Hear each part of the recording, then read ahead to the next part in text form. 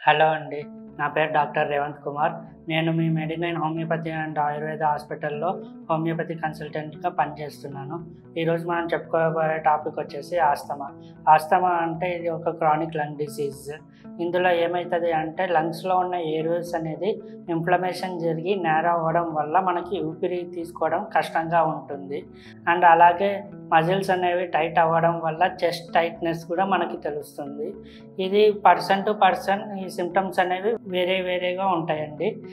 And అలాగే ఎవరైతే ఈ ఆస్తమాకి ట్రీట్మెంట్ తీసుకుంటున్నారో వాళ్ళలో కొంతమందిలో ఈ స్లీప్ డిస్టర్బెన్సెస్ అండ్ అలాగే డ్రౌజీగా ఉండడము అండ్ అలాగే కాన్సంట్రేషన్ తగ్గిపోవడం ఇలాంటివి కూడా చూస్తూ ఉంటాము.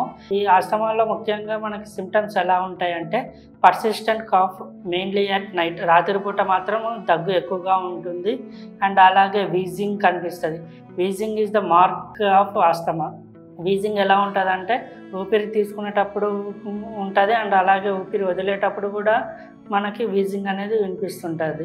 అండ్ అలాగే షార్ట్నెస్ ఆఫ్ బ్రెత్ అంటాం. అంటే వీళ్ళకి ఏమవుతుందంటే కొంచెం దూరం నడిచినా కూడా వీళ్ళకి ఆయాసం అనేది వచ్చేస్తుంటుంది. ఎలాగంటే లైక్ కొంచెం మెట్లెక్కిన అలాంటి వాళ్ళలో కూడా ఈ ఆస్తమా ప్రాబ్లం కనిపిస్తుంటుంది. అండ్ అలాగే చెస్ట్ టైట్నెస్ అని చెప్పుకోగలుగుతాం. అంటే రాత్రిపూట వీళ్ళకి ఛాతీ అనేది బరువుగా ఉంటుంది. ఈ ఆస్తమా రావడానికి గల కారణాలు ఏంటి అంటే ముఖ్యంగా మనం చూసుకున్నట్టయితే ఎవరికైతే స్ట్రాంగ్ ఫ్యామిలీ హిస్టరీ ఉంటుందో వాళ్ళల్లో ఈ ఆస్తమా అనేది ఉంటుంది. అండ్ అలాగే ఎవరైతే చాలా కాలం నుండి ఈ స్కిన్ డిసీజెస్తో బాధపడుతున్నారో వాళ్ళల్లో అయితే ఈ ఆస్తమా వచ్చే ఛాన్సెస్ ఎక్కువ ఉంటాయి.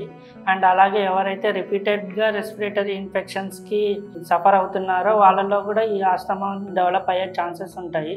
అండ్ అలాగే ఎవరిలో అయితే ఈ లంగ్ కెపాసిటీ చాలా తక్కువ ఉంటుందో వాళ్ళకు కూడా ఈ ఆస్తమా అనేది వచ్చే అవకాశం ఉంటుంది. లంగ్ కెపాసిటీ ఎవరికి తక్కువ ఉంటుంది అంటే ప్రీమెచ్యూర్ బర్త్ ఉన్న వాళ్ళకి లంగ్ కెపాసిటీ తక్కువ ఉంటుంది. అండ్ అలాగే ఎవరైతే ఎయిర్ పొల్యూషన్స్కి చాలా అఫెక్ట్ అవుతున్నారో వాళ్ళల్లో కూడా ఈ ఆస్తమా వచ్చే అవకాశాలు ఉంటాయి.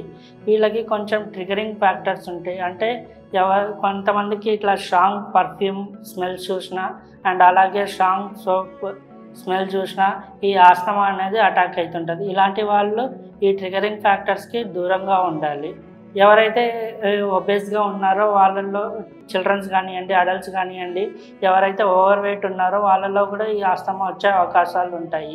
ఈ ఆస్తమా అనే సమస్యతో ఎవరైతే బాధపడుతున్నారో వాళ్ళు వెంటనే మీ దగ్గరలో ఉన్న Medinine homeopathy and Ayurveda hospital సంప్రదించండి. మీ సమస్యకు పరిష్కారం దొరుకుతుంది.